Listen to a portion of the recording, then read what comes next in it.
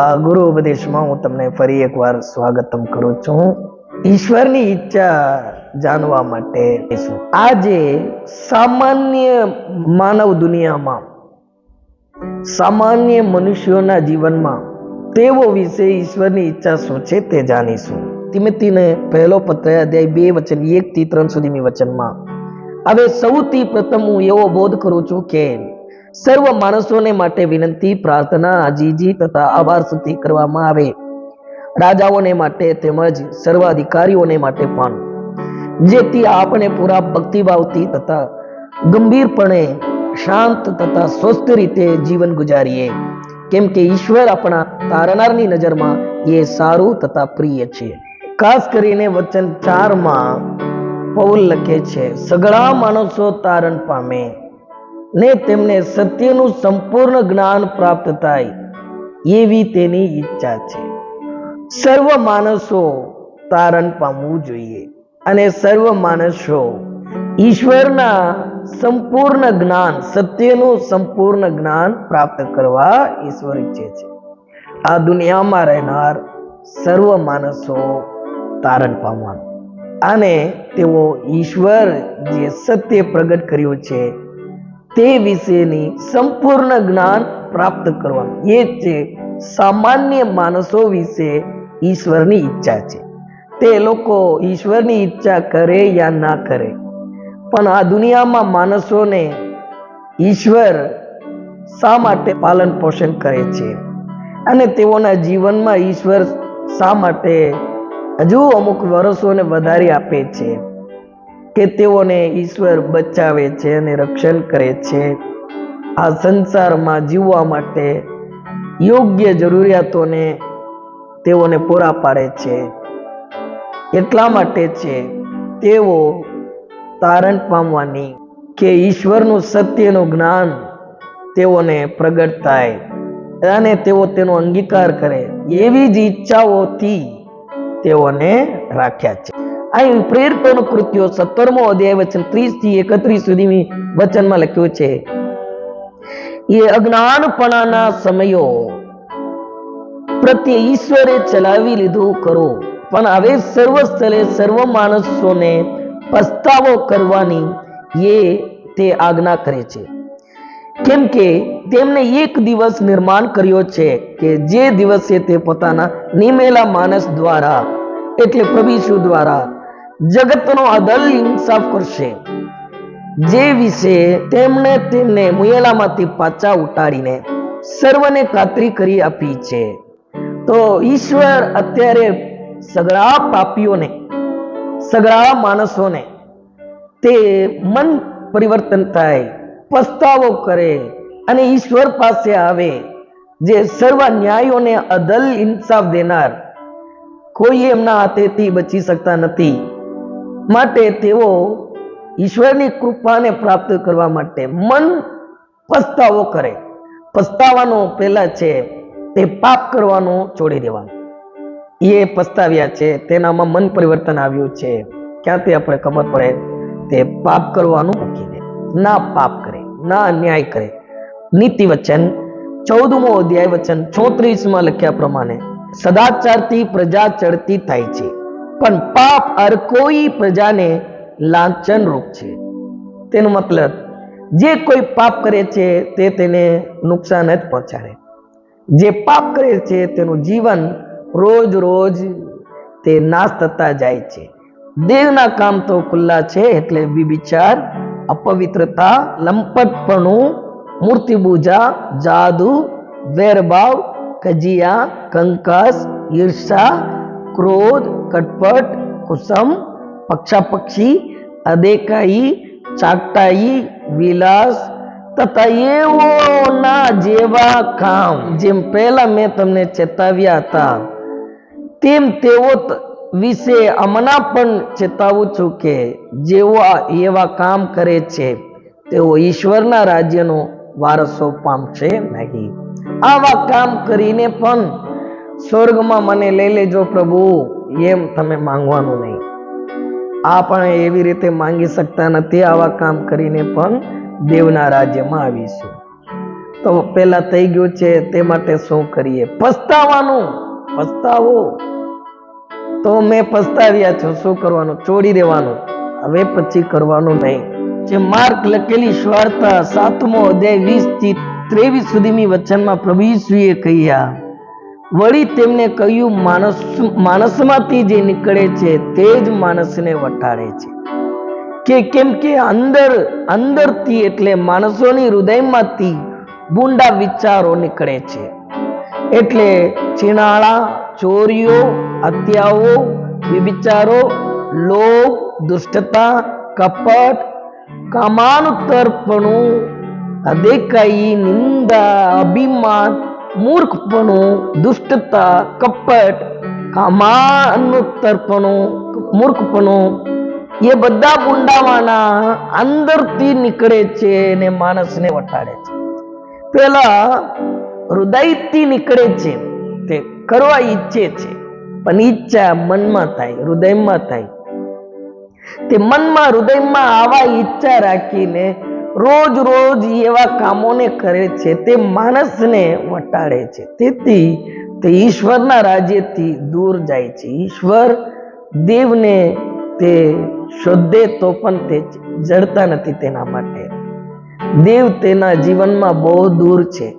દેવ તેનાથી દૂર નથી ગયા, પણ તે પોતે કરેલા કામથી દેવથી બહુ દૂર જઈ ગયા છે.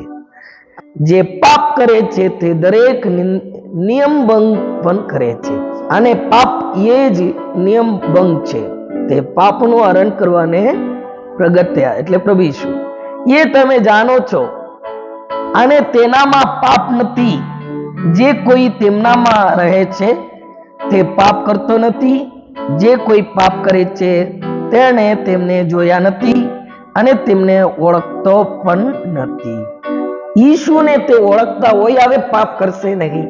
જે ઈશ્વરને ઓળખે છે, ઈશ્વરને જાણે છે, ઈસુને જાણે છે, તે પાપ કરતા નથી. માટે પસ્તાવો કરવાનો, તો પાપ કરવાનું છોડી દેવાનું. તો મેં પસ્તાવું છું, તો શું કરવાનું? પસ્તાવનાર તમે જ્યાં છો ત્યાં જ ઊભી રહી જવાનું નહીં.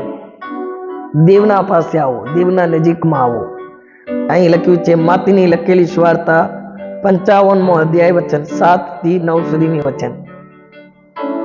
દુષ્ટ માણસ પોતાનો માર્ગ છોડે ને અધર્મી માણસ પોતાના વિચારો તજી દે, અને યહોવા પાસે તે પાછો આવે તો તે તેના પર કૃપા કરશે અને આપણા ઈશ્વરની પાસે આવે, કેમ કે તે સંપૂર્ણ ક્ષમા કરશે.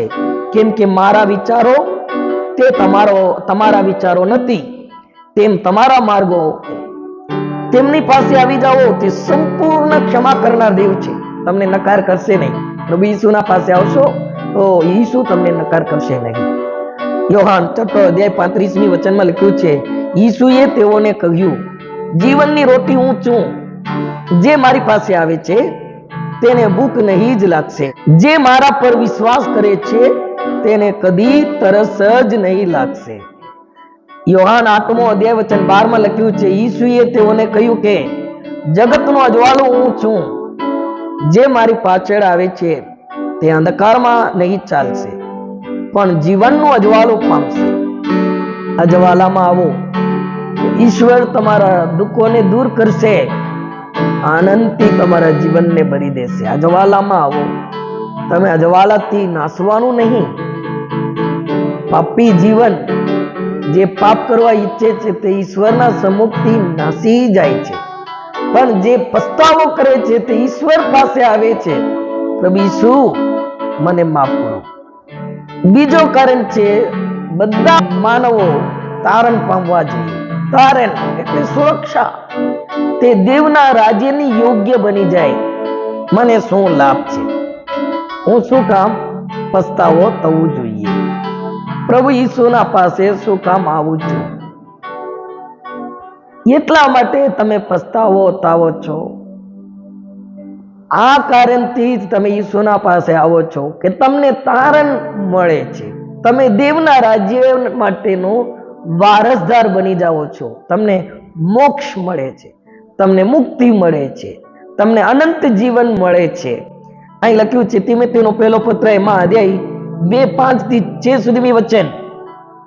કેમ કે ઈશ્વર એક જ છે અને ઈશ્વર તથા માણસોની વચ્ચે એક જ મધ્યસ્થ પણ છે, એટલે ખ્રિસ્ત ઈસુ પોતે માણસ, જેમને સર્વ માણસોના ઉદ્ધારને માટે પોતાના સ્વાર્પણ કર્યું, એમની સાક્ષી નિર્માણ થયેલા સમયે આપવામાં આવી હતી. તમને દેવના રાજ્યની યોગ્ય વારસદાર બનાવે છે. તેથી ઈસુના કૃપાથી, તેમના અનુગ્રહથી તમને પિતાના હજુરમાં દેવના રાજ્યમાં જવાની તમને કૃપા મળે છે. હું સ્વર્ગ રાજ્યમાં જવા માટે મને કેવી રીતે હક મળે, તે પ્રશ્નોનો જવાબ અહીં છે. માતીની લખેલી સુવાર્તા 24મો અધ્યાય 14મી વચન. સર્વ પ્રજાઓને સાક્ષીરૂપ થવા માટે રાજ્યની આ સુવાર્તા આખા જગતમાં પ્રગટ કરશે, ત્યારે જ અંત આવશે. સર્વ જગતના માટે એ સ્વાર્થા આપવામાં આવ્યું છે. દરેક માણસો દેવના રાજ્યમાં જવા માટે કૃપા તેઓને મળે છે. પ્રકટીકરણ 5મો અધ્યાય વચન 9 થી 10 સુધીની વચનમાં લખ્યું છે, તેઓ નવું કીર્તન ગાતા કહે છે, તમે ઓળિયું લેવાને તથા તેની મુદ્રા તોડવાને યોગ્ય છો, કેમ કે તમને મારી નાખવામાં આવ્યા હતા ને તમે તમારા રક્તથી ઈશ્વરને માટે સર્વ કુલોના, ભાષાના, પ્રજાના તથા દેશોમાંના લોકોને વેચાતા લીધા છે, અને અમારા ઈશ્વરને માટે તેમને રાજ્ય તથા યાજકો કર્યા છે, અને તેઓ પૃથ્વી પર રાજ કરશે. દેવના રાજ્યમાં આવે છે સગળા દેશથી, સગળા કુલના લોકો, સગળા ભાષા બોલનાર લોકો દેવના રાજ્યમાં આવે છે, આકાશના રાજ્યના વારસદાર બને છે. માટે જ ઈશ્વર ઈચ્છા કરે છે આ દુનિયામાં સામાન્ય લોકોના વિશે ઈશ્વરની ઈચ્છા એ છે. પછી દેવના વચન વિશેની જ્ઞાન પ્રાપ્ત કરવું જરૂરી છે. તેઓ દેવના વચનની સત્યનું જ્ઞાન, સંપૂર્ણ જ્ઞાન તેઓને પ્રગટ થવું જોઈએ. એ પ્રભુની ઈચ્છા છે. આપણે વિશ્વાસીઓ બાઇબલ વાંચીએ છીએ, તેથી દેવમાં આનંદ કરીએ છીએ. પ્રભુ આવા વચનો મારા માટે લખી આપ્યા. કેવા અદ્ભુત વચનો લખ્યા છે.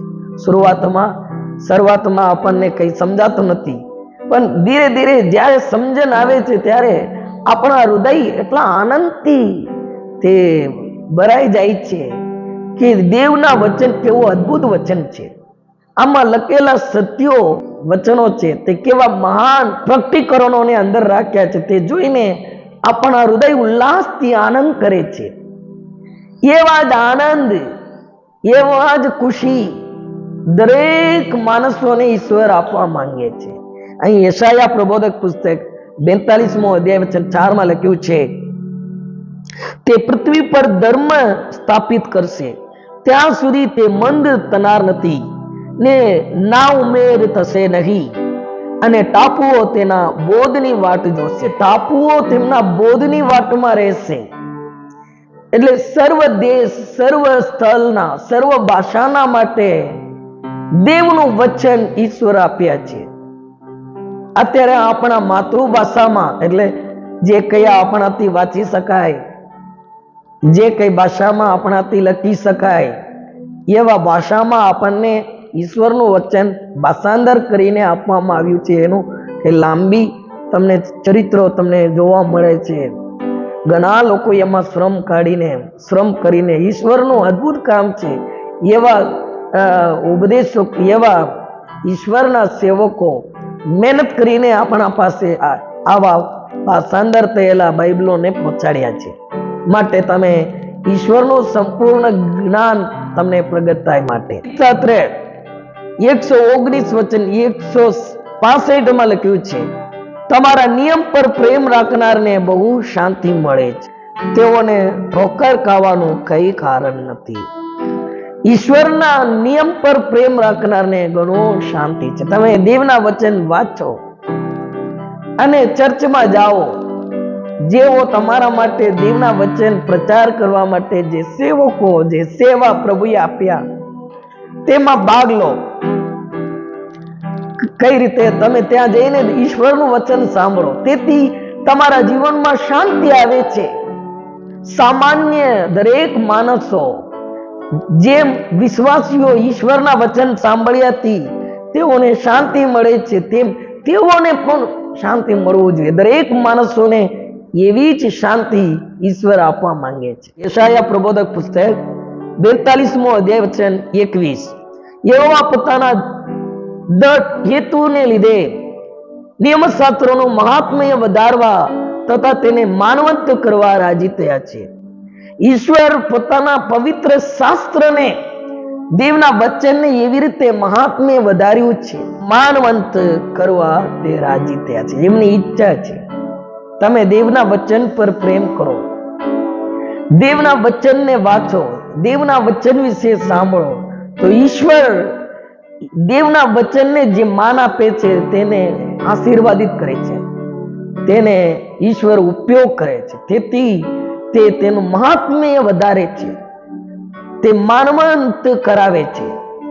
માટે ઈશ્વરના વચન પર તમે હેતુ રાખો, ઈશ્વરની વચનની હેત રાખો અને ઈશ્વરના વચનને પ્રેમ કરો. સામાન્ય માણસો, ભલે તમે આ વચનને નવા, કોઈ તમે આજ સુધી ચર્ચમાં ગયા ન હોય, નવા છો, તો પણ બાઇબલ છે, બાઇબલ છે, તમને મળી જાય. તમારા આજુબાજુમાં રહેનાર કોઈ સેવકને મળો, ના હોય કઈ ચર્ચમાં જાઓ, રવિવાર સન્ડે સર્વિસ અટેન્ડ કરો, ત્યાં તમને બાઇબલ મળશે કે તમે લઈને વાંચો, તો ઈશ્વર તમારા ઉપર પ્રેમ કરે છે. લૂક લખેલી વાર્તા 16મો અધ્યાય 17મી વચનમાં લખ્યું છે, શાસ્ત્રની એક પણ માત્રા રદ થાય તે કરતા આકાશ તથા પૃથ્વીને જતું રહેવું સહેલું છે. ઈશ્વરના વચનમાં એક માત્ર પણ બદલશે નહીં. ઈશ્વર એવી રીતે પોતાના વચનની મહાત્મ્ય અને માનવંત વધાર્યું છે. દેવના વચનમાં એક માત્ર પણ તે ના જાય, આકાશ તથા પૃથ્વી જતા રહે, પણ ઈશ્વરનું વચન કદી બદલશે નહીં. માટે સામાન્ય લોકો વિશે ઈશ્વર એવી ઈચ્છા કરે છે. માટે વિશ્વાસીઓ શું કરવાનો? અત્યારે હું તમને જે કહું છું તેનું વચનની નોંધ નથી કહેતો, પણ સીધા હું તમને કહું છું એપ્લિકેશન. ઈશ્વરના લીધે તે સામાન્ય લોકોને તમે પ્રેમ કરો, ભલે તેઓ ભલા હોય કે ખરાબ હોય કે ગમે તેવા હોય, તમે તેઓને પ્રેમ કરો અને તેઓને સ્વાર્થતા પ્રગટ કરો. તેઓને પ્રભુ ઈસુના પ્રેમ વિશે અને પ્રભુ ઈસુ પર કેવી રીતે વિશ્વાસ કરવાનો અને પ્રભુ ઈસુને વિશ્વાસ કરવાથી તેઓના જીવનમાં શું મળે છે તે વિશે તેઓને તમે સમજાવવાનું. અને ત્રીજી બાબત છે, તેઓ પસ્તાવો કરે અને પ્રભુના પાસે આવે ત્યાર સુધી ધીરજથી તેઓની વાટમાં પ્રાર્થના સહિત રહેવાનું, પ્રાર્થના કરતા જ રહેવાનું, વિનંતી કરતા જ રહેવાનું. કરીને તેઓ પસ્તાવો થાય અને દેવના સન્મુખમાં આવે ત્યાર સુધી તમે ધીરજથી પ્રાર્થના કરવાની જરૂરી છે. સામાન્ય લોકોના વિશે તમે જાણવાનું શું? પૌલ પ્રેરિત કહે છે, બધા વિશ્વાસી નથી અહીં, ખરાબ માણસો પણ જગતમાં છે. માટે આપણે શું કરવાનું? ખરાબ માણસો તેઓના ખરાબ કામોથી, જેઓ ધર્મીજન, જેઓ ન્યાયી છે, જેઓ બેગુના લોક છે, તેઓને બચાવે ઈશ્વર માટે પ્રાર્થના કરો. સામાન્ય દુનિયામાં એમ નથી એક જ દિવસમાં બધા પાપોથી પસ્તાવતા છે, એમ નહીં રાખવાનું. પછી સામાન્ય દુનિયામાં, સામાન્ય માનવોમાં સારા લોકો પણ છે, ખરાબ લોકો પણ છે. ખરાબ લોકોમાં બહુ ખરાબ લોકો પણ છે. તેઓ એકબીજાના વિરુદ્ધ અન્યાય કરે છે, એકબીજાને નુકસાન પહોંચાડે છે, એકબીજાના વિરુદ્ધ પાપ કરે છે. તેથી ઘણા દુઃખમાં, વેદનામાં પડેલા છે. પ્રેરિતોના કૃત્યો 17મો અધ્યાય વચન 27માં લખ્યા પ્રમાણે, પ્રેરિતોના કૃત્યો 17મો અધ્યાય વચન 27માં લખ્યા પ્રમાણે, ઈશ્વરને શોધે કે કદાચ તેઓ તેને માટે ફંફોસીને તેને પામે, પરંતુ તે આપણામાં કોઈથી વેગળો નથી. ઈશુ આપણાથી વેગળો નથી, કોઈથી વેગળો નથી, પાસે છે. દેવ કોઈથી વેગળો નથી, તે પાસે છે. માટે દેવના સન્મુખમાં તેઓ આવે માટે પ્રાર્થના કરો. ઈશ્વરની ઈચ્છા સામાન્ય લોકોના વિશે એ છે, તેને જાણવાથી તમને ઈશ્વર એ પ્રમાણે તમને ઉપયોગ કરે. એ પ્રભુ ઈસુ તમને આશીર્વાદિત કરે. ચાલો પ્રાર્થના કરીએ. પવિત્ર પિતા, સામાન્ય માણસો વિશે તમે એવી રીતે ઈચ્છા કર્યા છો. તમારા ઈચ્છા પ્રમાણે અમે તમને પ્રાર્થના વિનંતી કરીએ છીએ. પ્રભુજી, સામાન્ય માણસો જેમ અમારા પરિવારમાં અમુક લોકો રહે છે, સામાન્ય દુનિયામાં અમારા સગા સંબંધનાઓ ઘણા રહે છે, સામાન્ય દુનિયામાં ઘણા ભાઈઓ બહેનો રહે છે. પ્રભુજી, સામાન્ય લોકોના વિશે જે આકાશ તથા પૃથ્વીનો સર્જનહાર દેવ, તમે શું ઈચ્છા રાખો છો તે વિશે જાણવા સમજવા તમે કૃપા કર્યું છે, માટે આભાર. પ્રભુ, તમારી ઈચ્છા પ્રમાણે પ્રાર્થના કરવા માટે અમને યાદ દેવડાવો. તેઓ પસ્તાવો કરે, પાપ કરવાનું છોડી દે, તમારા પાસે આવશે અને તેઓ તારણ પામે, દેવના રાજ્યનો વારસદાર બની જાય અને ઈશ્વર તારા વચન અને તારા બોધ અને તારા સત્યનું સંપૂર્ણ જ્ઞાન તેઓને પ્રગટ થાય. માટે તેઓ તમારા નજીકમાં આવે માટે તેઓના માટે વિનંતી કરીએ છીએ. આ પ્રાર્થના વિનંતી પ્રભુ ઈસુના નામમાં અંગીકાર કરો. પવિત્ર પિતાજી, આમીન. God bless you. પ્રભુ ઈસુ તમને આશીર્વાદિત કરે. God bless you.